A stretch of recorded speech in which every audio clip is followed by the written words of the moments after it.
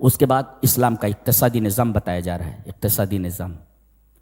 اور یہاں یہ بتایا گیا الاسلام منہج تنموی لیس منہجا ربویا، یعنی اسلام از اے growth related religion, not riba based religion, riba based system, not. It is a not usurious system, it is a growth related system. تنمیہ کہتے تنمیہ کہتے activity of helping something to develop, ایسی ایکٹیویٹی کو جو کسی چیز کو بڑھنے میں مدد دے. اللہ تبارک و تعالیٰ نے اسلام کے اندر یہ سسٹم رکھا ہے کہ کسی کی آپ مدد کریں تاکہ وہ بڑھے. اسی وجہ سے سود کو بیچ میں لایا گیا. عجیب بات ہے. مفسر لکھتا ہے الملاحظ ان آیات الربا جاءت بین الانفاق والربا لتوضح ان الاسلام لا يحرم شيئا الا وياتي بالبدیل الاصلح. اس کی تفصیل میں بعد میں کرتا ہوں. پہلی 14 آیتوں میں جہاں اقتصادی اور مالی نظام پر بحث کی جا رہی ہے، 14 آیتیں ہیں جی، یہاں سے شروع ہو رہی ہیں. مثل الذین ينفقون اموالهم فی سبیل اللہ کمثل حبہ. ابھی ہماری کسی بہن نے 80,000 روپے دیے ہیں نا، تب ان کے لیے قرآن حکیم کیا بولتا ہے؟ قرآن حکیم بولتا ہے 1 روپیہ دیا آپ نے تو گویا کہ 1 روپے سے آپ کو 700 ملے ہیں. 1 روپے فی سنبلت، اللہ میں گن بھی نہیں سکتا. واللہ یضاعف لمن یشاء واللہ واسع علیم. یہ جو آپ نے دیا ہے میں بتا نہیں سکتا آپ کو کتنا ملنے والا ہے. یہ قرآن حکیم کی آیت دیکھ لیجئے، اور وقت نہیں ہے ورنہ تفصیل وہ کیلکولیٹ کر کے میں بتا دیتا. جی بہت بڑی بات ہے یہ. تو گویا کہ 14 آیتوں میں اسلام کا مالی نظام بتایا گیا ہے. صدقہ کرو. صدقے کا مطلب کیا ہے؟ Activity of helping someone to develop. بڑھو، تم بڑھو. 14 آیتیں. اور عجیب بات تو یہ ہے کہ بیچ میں ایک بات کہی گئی لیس علیک ھداھم ولکن اللہ یہدی من یشاء. آپ کے اوپر ان کی ہدایت نہیں ہے. یہ کن کا تذکرہ ہے؟ یعنی اگر غیر مسلم بھی ضرورت مند ہے تو اپنے صدقے سے اس کی مدد کر دو. یہ اسلام کا دل ہے. یہ ہم اسلام کے پیچھے پڑے ہوئے. مسلمان نماز پڑھا تو لات سے مار رہا ہے پولیس والا. ارے کیا ہے یہ بھائی؟ یہ سب کیا ہے؟ یہ اسلام ہے. یہ وہ کہہ رہا ہے اگر غیر مسلم بھی ضرورت مند ہے تو اسے بھی صدقہ دو اور اس کو پیر پر کھڑا کر دو. ہدایت کا جہاں تک معاملہ ہے وہ تمہاری ذمہ نہیں. لیس علیک ھداھم ولکن اللہ یہدی من یشاء. لیکن ضرورت پر اس کی مدد کرنا یہ سسٹم ہے، قرآن کا قانون ہے، یہ اسلام کا. اس کی مدد کی جائے. یہ درمیان میں بات ہے. تو 14 آیتوں میں صدقے کا بیان ہے، کسی کو اٹھا دینا. پھر بیچ میں سود کا بیان ہے.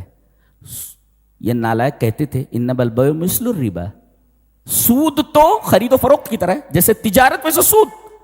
ہم یہ گلاس بیچ رہے ہیں 10 روپے میں، خریدا 5 روپے میں، تو 5 روپے جو نفع لے رہے ہیں، ایسے ہی ہم آپ کو 100 روپیہ دے رہے ہیں، 110 روپیہ لے رہے ہیں، تو انما البیع مثل الربا ہما تساویان. دونوں بوتھ آر ایکولس، دونوں برابر ہیں. قرآن حکیم کہتے ہیں ہاں کیسے قرآن حکیم میں بولتا ہے اس لیے کہ سود میں نفع ہی نفع ہے. بیٹھے بٹھائے سود خور کو نفع ملتا رہتا، اس کا جو اصل زر ہے وہ باقی رہتا. اور تجارت میں نفع اور نقصان دونوں کا اندیشہ ہوتا ہے. لہذا دونوں برابر کیسے ہوئے؟ How can be both of them equals? کیسے ہو سکتے؟ تو یہ بتایا گیا.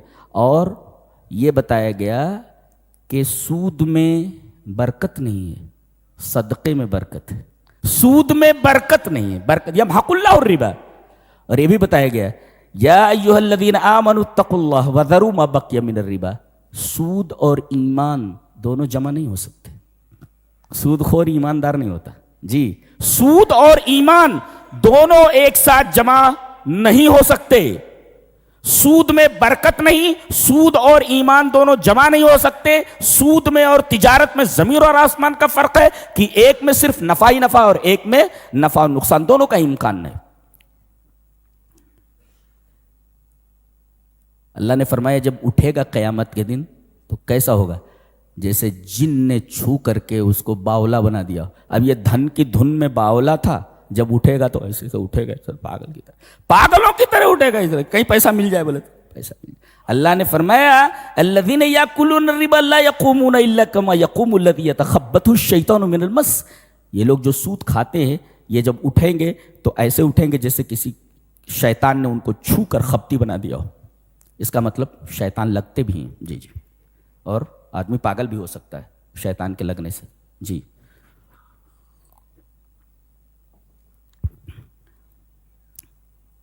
سود حرام ہے اور صدقہ حلال ہے. سود حرام ہے کیوں؟ سب سے بڑی دلیل اللہ نے کہا ہے, خلاص احل اللہ البیع وحرم الربا. اللہ نے تجارت کو حلال کیا ہے اور سود کو حرام کیا ہے, بس کسی دلیل کی ضرورت نہیں. اچھا, 14 آیتیں صدقے پر, بیچ میں سود کی آیت اور اس کے بعد تنمیہ کی آیتیں کہ جب سود پر پابندی لگائی دی گئی تو اس کا بدل ہونا چاہیے نا. بدل, سود پر پابندی ہے کیا؟ قرض دے دو. اگر کوئی قرض مانگے تو قرض دے دو اس کو. اور قرض میں 3 چیزوں کا خیال رکھو, آگے بتایا گیا. ایک چیز ہے کہ مدت مقرر کر لو, جی. دوسرے لکھوا لو. یہ 3 چیزیں آپ کو کرنی ہے. رقم لکھ لیں اور اس کے بعد اس کو لکھوا لیں, لکھ لیں اس کو, اور مدت لکھ لیں اور گواہ لکھ لیں. تو 3 چیزیں ہوئیں, رقم لکھ لیں, مدت لکھ لیں اور گواہ بنا لیں. جی, ایک آدمی کو گواہ بنا لیں. اگر ایک آدمی نہ ملے تو 2 عورتیں لے لو, یعنی ایک آدمی 2 عورتوں کے برابر. ایسا یہ ان کی توہین نہیں ہے, اس لیے کہ ان کی لائن نہیں ہے نا تجارت وغیرہ, بھول سکتے ہوں. تو ایک بھولے تو دوسری یاد دلا دے. اس کی وجہ بھی بتائی گئی نا, یہ اس وجہ سے ہے ان تزل احداہما, ان میں سے ایک بھول جائے فتذکر احداہما الاخری, دوسری اس کو یاد دلا دے. یہ وجہ بھی بتائی گئی نا, یہ اس میں عورتوں کی توہین نہیں ہے. تو تنمیہ یعنی اوپر اٹھانا. اس کے بعد کہا گیا کہ رہن, میں یہ اپنا مکان رہن پر رکھتا ہوں اور آپ سے 50,000 روپے لیتا ہوں. اس مکان کو آپ استعمال نہیں کر سکتے. جی, میں آپ زمین دے دوں آپ کو, آپ اس کو استعمال نہیں کر سکتے. جی, اس لیے کہ اراضی مرہونہ اور شیء مرہون سے انتفاع جائز نہیں ہے. اگر آپ اس گھر میں رہے نا تو آپ کرایہ دیجئے, جتنا کرایہ اس جیسے مکان کا ہوتا ہے, یہ مائنس ہوتا رہے گا اس کے قرض سے. آپ اس میں نہیں رہ سکتے. بعض لوگ کیا کرتے ہیں, رہن پر لے لیتے ہیں اور اس کے بعد کرایہ پر چڑھا دیتے, تو کھاتے. حرام ہے یہ, کھلا ہوا حرام ہے یہ, حرام ہے یہ. وہ تو شیورٹی کے لیے آپ لیتے ہیں نا, کہ اگر یہ نہیں دے سکا تو بیچ کر کے ہم لے لیں گے. ہاں, استعمال کے لیے تھوڑے ہوتا ہے وہ رہن پر.